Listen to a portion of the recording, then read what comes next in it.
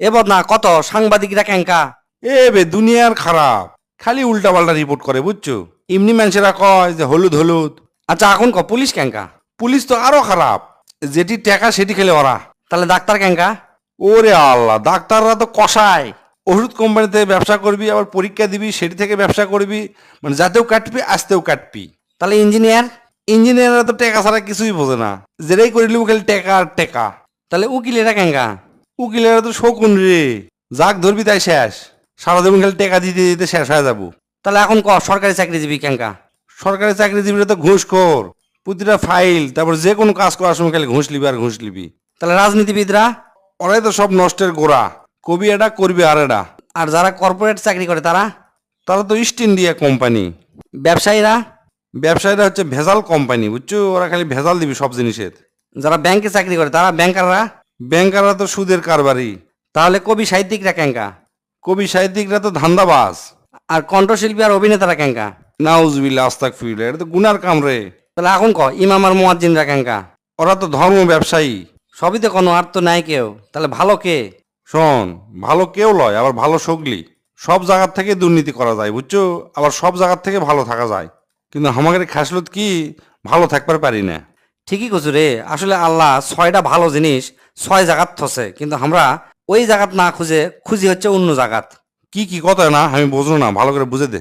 এই যেমন ধর 1 নম্বরে আল্লাহ কসে আমি দিন ইসলামকে রাখছি ক্ষুধা, দরিদ্রতা ও ধৈর্যের মধ্যে, আর মানুষ তা খোঁজে হচ্ছে দুনিয়ার সচ্ছলতার মধ্যে। 2 নম্বরে আল্লাহ কসে আমি সম্মান ক্ষমতা রাখছি হচ্ছে শেষ রাতের ইবাদতের মধ্যে, অথচ আমরা সেটি খুঁজি না, আমরা খুঁজি কুটি শাসক হওয়া এবং ক্ষমতাবান হওয়ার মধ্যে, যে ক্ষমতাবান হলেই পেন আমরা সম্মানিত হমো, আসলে কিন্তু তা লয়। 3 নম্বরে আল্লাহ কসে আমি সুখ শান্তি এলা থুয়ে দিছি জান্নাতের জন্য, অথচ মানুষ সেটা বোঝে না। মানুষ খোঁজে কি দুনিয়ার মধ্যেই মনে হয় সব সুখ আর শান্তি আছে, আসলে তা লয়। 4 নম্বরে আল্লাহ কসে আমি বরত্ব রাখছি হচ্ছে বিনয় আর নম্রের মধ্যে, কিন্তু মানুষ তা খোঁজে অহংকারের মধ্যে, চরম অহংকার করে। মানুষ মনে করে অহংকারী হলে বেন অনেক বড় হওয়া যায়, আসলে কিন্তু তা লয়। 5 নম্বর খুবই গুরুত্বপূর্ণ।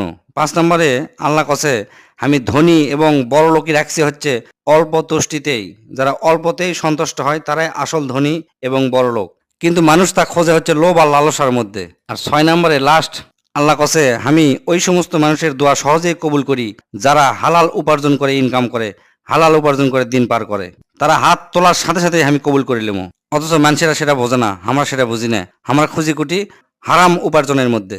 আর কেউ কেউ তো আছে যে প্রচুর টাকা হারাম পথে ইনকাম করে, করার পর করে কি হজত যায়, হজ তো জীবনে কবুল হবেও না, আবার 2 নাম্বার ইনকাম করে আবার মানুষকে অনেক দান করে, চিন্তা করে যে দান করনো আমাকে জানিলে মাফ হয়, জীবনেও মাফ হবে না। হালাল উপার্জন করার পর 1 টাকা দান করলে আল্লাহর কাছে ওটাই মহান, আল্লাহর কাছে ওটাই অনেক কিছু। খুবই সুন্দর কথা কছো দোস্ত, আসলে আমরা এগুলো বোঝারই চেষ্টা করি না।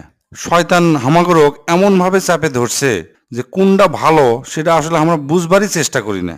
আল্লাহ হামাগরক সঠিক পথে চলার হেদায়েত দান করুক।